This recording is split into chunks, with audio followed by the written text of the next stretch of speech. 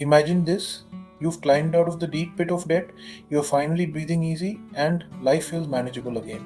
But then, out of nowhere, a financial emergency strikes: a car repair, a sudden medical bill, or an unexpected layoff.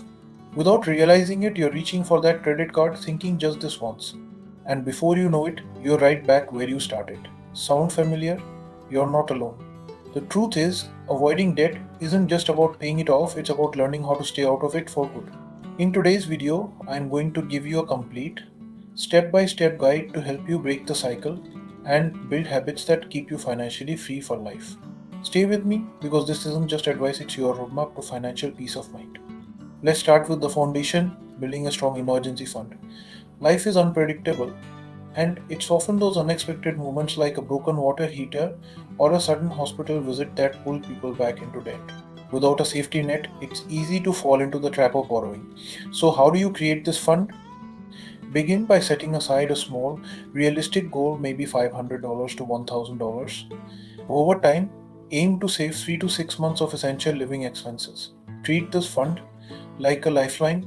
Don't dip into it unless it's truly an emergency. This one habit alone can save you from relying on high interest loans when life throws you a curveball. Now, let's talk about lifestyle creep, the silent debt trap. It's that tendency to spend more as you earn more. You've worked hard, and it's natural to want to reward yourself, but this is where discipline comes in. To avoid falling into this trap, practice value based spending.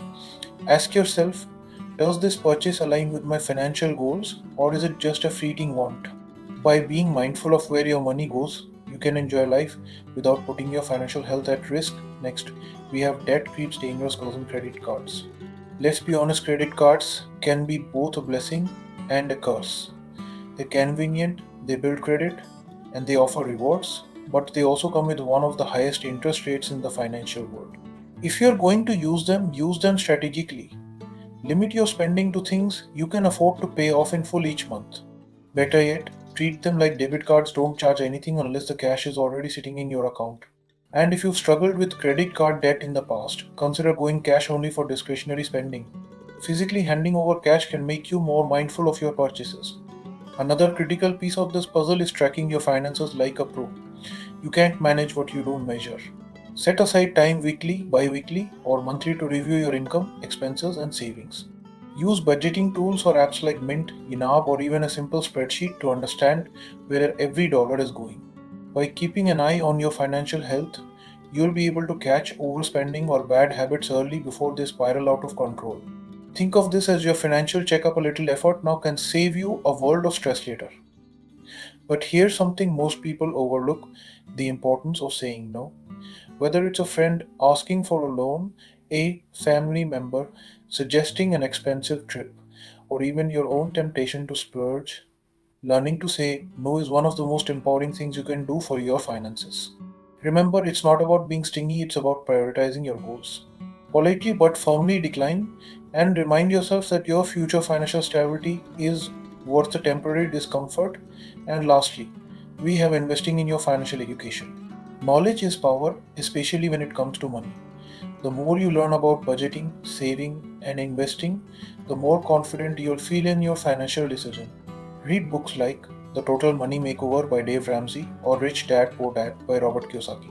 Listen to finance podcasts or watch videos like this one to stay inspired and informed. Your financial journey is ongoing, and every piece of knowledge brings you closer to true financial freedom. So, what's the next step for you? Take a moment to reflect on everything we talked about today. Are you ready to build your emergency fund? Or maybe you'll start tracking your spending tomorrow? Let me know in the comments what resonated with you the most. And if this video inspired you, don't forget to hit that like button and subscribe for more actionable financial advice. Share this with a friend who might be struggling with debt. It could be the push they need to turn their life around. Remember, staying out of debt isn't just about money, it's about reclaiming your freedom and peace of mind. You've got this, and I'll see you in the next video.